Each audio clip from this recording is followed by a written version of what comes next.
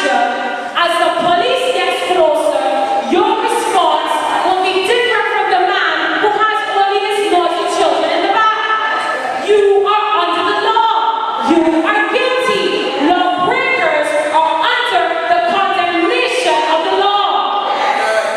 Number 3, the law points out sin and drives the repentant sinner to the Savior. And I can agree with this because sometimes in our lives we have gone